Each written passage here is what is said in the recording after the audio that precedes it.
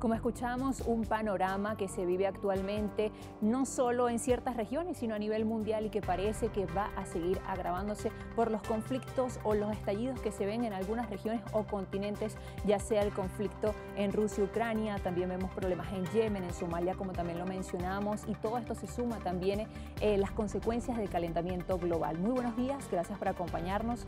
Les acompaña José Enrique Robles y Trina Acevedo. Buenos días, Trina, buenos días para toda Venezuela. Comenzamos esta semana ampliando lo que sucede en el mundo en cuanto a la alimentación. Como Trina lo decía y como lo mencionábamos en la introducción, hay un conflicto en Europa que también ha agudizado la crisis que ya se vivía en cuanto a la alimentación en el mundo, sobre todo porque Rusia es el mayor exportador de granos y también Ucrania, que es el quinto, lo que representa un 30% de las exportaciones globales, y esto tiene una incidencia importante y un impacto para la crisis alimentaria global. Así comenzamos Noticias Globovisión Internacionales.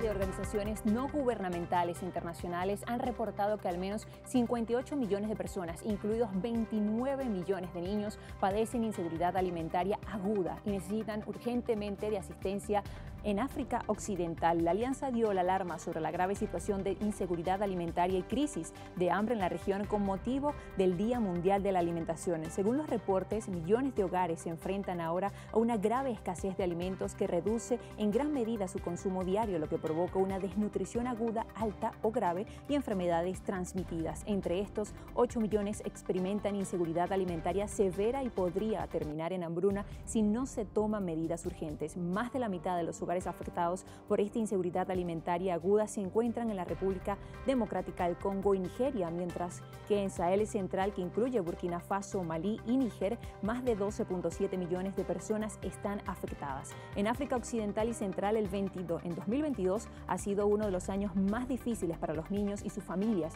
mientras que la temporada de escasez de este año ha sido una de las peores registradas en 10 años.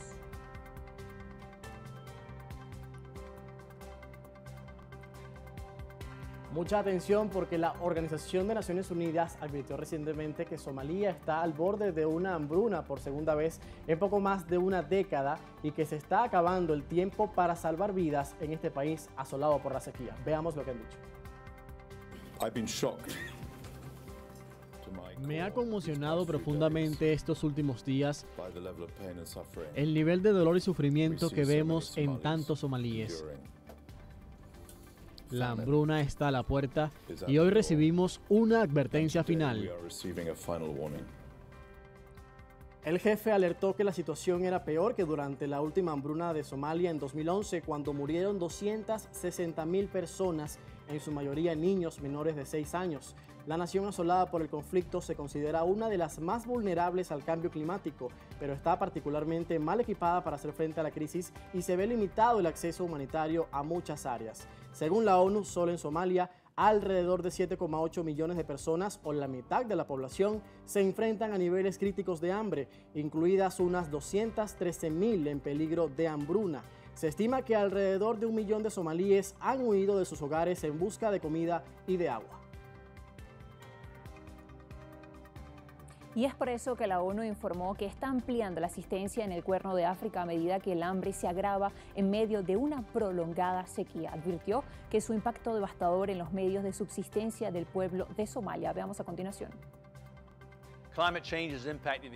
El cambio climático ha impactado a todo el mundo y mi posición aquí en el Cuerno de África no es absolutamente diferente. Ahora vemos a 20 millones de personas marchando hacia la hambruna aquí en el Cuerno de África. De hecho, donde estoy en Somalia, 7 millones de personas. Y eso es el doble de lo que había hace solo 6 meses. ¿Por qué? Conflicto, grupos extremistas junto con la temporada más seca que hemos visto en décadas. 4 o 5 temporadas de lluvia acaban de desaparecer y en las últimas 4 décadas la estación más seca que hemos visto en mucho tiempo. La FAO ha estado colaborando con algunas agencias donantes.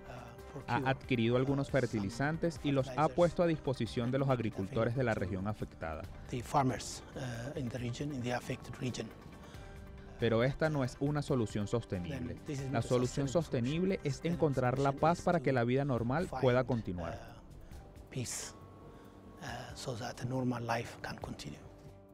Pero en este ámbito no solo África es noticia, porque 5 agencias de la ONU han advertido que su objetivo de erradicar el hambre en 2030 corre grave peligro, y también han advertido que 4 de cada 10 latinoamericanos viven en inseguridad alimentaria. En el último tiempo hemos visto cómo el hambre en el mundo aumenta, revirtiendo décadas de nuestro progreso. La primera vez que asistí al lanzamiento de este informe emblemático fue en 2019 y el hambre ya estaba en aumento entonces. 828 millones de personas se vieron afectadas por el hambre en 2021. Esto supone un aumento de 46 millones respecto a 2020 y 150 millones más que en 2019, antes de la pandemia de COVID-19. Es hora de aprender las lecciones de esta crisis e invertir en programas de resiliencia para ayudar a las comunidades más pobres a protegerse contra el hambre, contra las crisis.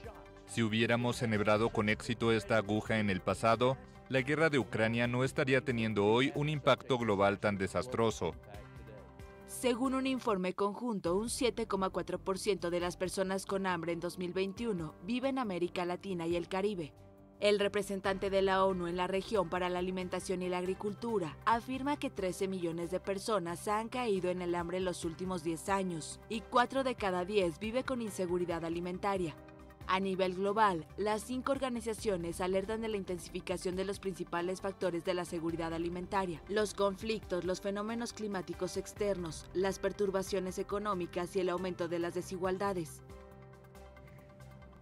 Y esto además sucede en medio de la guerra entre Rusia y Ucrania, que mantienen por separado acuerdos de 4 meses que permiten las exportaciones de granos ucranianos que estaban anteriormente bloqueados. Ahora Naciones Unidas considera que el pacto debería ser extendido por al menos un año. Funcionarios de la ONU confían razonablemente en que el plazo de la iniciativa se renueve más allá del 19 de noviembre para incluir más fertilizantes. Los 2 acuerdos fueron firmados en junio.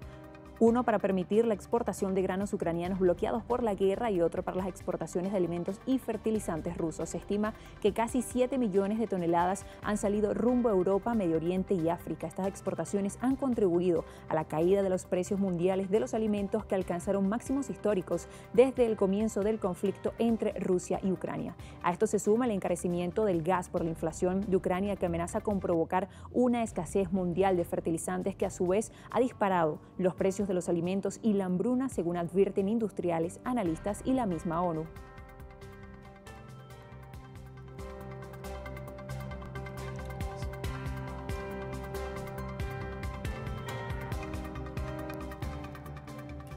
Como vemos, esto es solo parte del impacto de todas estas consecuencias políticas, económicas y del cambio climático que afectan la seguridad alimentaria en todo el mundo. José Enrique. Trina, pero vamos a hacer un inciso para hablar sobre información de actualidad en nuestra región. A las 10:39 de la mañana en Lima vamos a ver lo que está pasando en el seno del gobierno peruano. En medio de la denuncia constitucional contra el presidente Pedro Castillo, ya ha comenzado la recolección de firmas para iniciar un tercer proceso de vacancia presidencial. Vamos a ver el reporte que nos ofrece a esta hora nuestro corresponsal Ayatollah Núñez.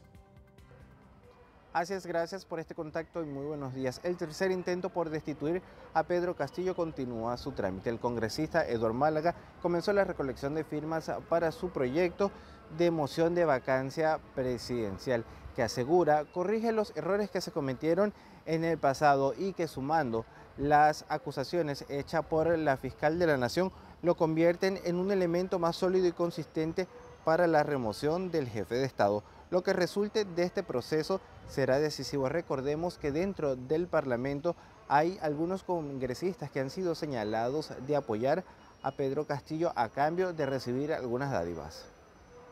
Yo creo que una nueva moción de vacancia por permanente incapacidad moral va a determinar el voto y la personalidad de cada congresista y va a asumir los riesgos, el riesgo de apañar corrupción. En total se necesitan 26 rúbricas para que este proyecto llegue a la mesa directiva y posteriormente la votación del Pleno. Todo esto ocurre pocos días después de que la fiscal de la Nación presentara los elementos con los que se puede incriminar al jefe de Estado y señalar que es la presunta cabeza de una organización criminal que opera desde el poder. Este es el aporte a esta hora de la mañana y así yo los invito a continuar con más en el estudio. Adelante. Bien, Ayatollah, vamos a estar muy pendientes de este proceso que sigue en curso en Perú. Con esta información vamos a hacer nuestra primera pausa aquí en Noticias Globovisión Internacionales, pero recordemos el tema del día, Trina.